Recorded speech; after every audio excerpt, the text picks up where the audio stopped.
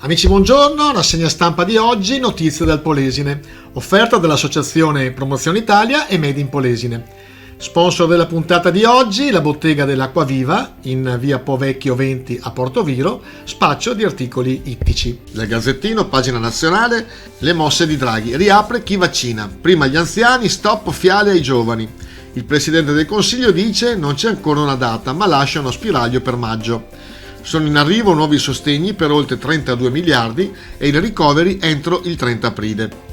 Comunque solo il 18% degli over 70 è stato vaccinato e Lazio, Veneto ed Emilia in testa. In ritardo Toscana, Calabria e Puglia. 2 ottantenni su 3 ancora senza richiamo. Andiamo alla pagina di Rovigo, vaccini, ripartono le prenotazioni.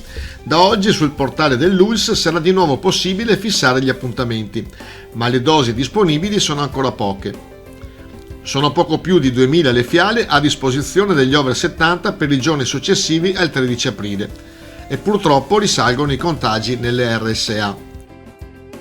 Economia, da Cariparo un plafond di 3 milioni per aiutare nella ricerca di un lavoro.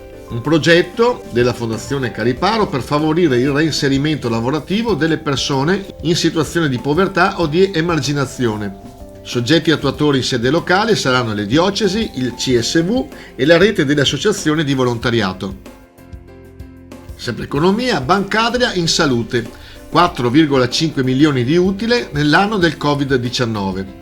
I dati molto positivi sono evidenziati nel bilancio annuale da presentare ai soci.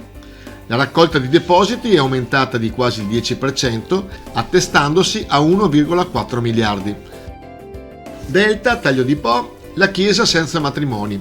11 nozze sono state celebrate puntando al rito civile, una cerimonia soltanto religiosa. Le restrizioni per la pandemia si aggiungono ai motivi sociali tra convivenze e minor fede. E questa è l'analisi del parroco Don Vianello di Taglio di Po. Badia Polesine, purtroppo niente sagra degli aquiloni, si spera nella fiera dell'estate. Purtroppo la sagra nazionale degli aquiloni, uno degli eventi più amati dai badiesi, sarà annullata per il secondo anno consecutivo.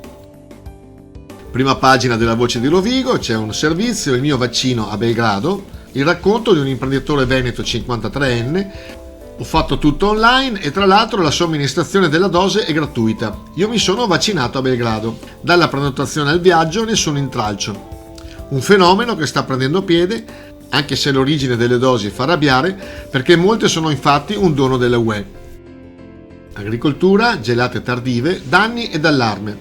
Moretti della Coldiretti dice siamo molto preoccupati e Casalini della Confagricoltura dice situazioni anomale frequenti. È possibile attivare la polizza assicurativa contro i danni come difesa passiva, ma le polizze sono sempre più alte e onerose, oppure si può realizzare un sistema di difesa attiva, ma sono poche le aziende che si muovono in questa direzione perché questi impianti sono costosi. Per questo è auspicabile che in futuro da parte dello Stato e dell'Europa siano immesse maggiori risorse per poter realizzare la difesa delle culture. Taglio di Po, Fondazione Cavendramin, scelto il nuovo direttore, è Laura Mosca. Architetto, professionista locale di grande competenza che collabora da anni con il consorzio di bonifica Delta del Po. Villa Dose, il grande impegno in questo momento dei volontari di Anteas. Senza di loro sarebbe molto dura. Si occupano del trasporto gratuito degli anziani ai centri vaccinali del Polesine. Complimenti quindi ai volontari dell'Anteas, associazione nazionale, tutte le attività attive per la solidarietà.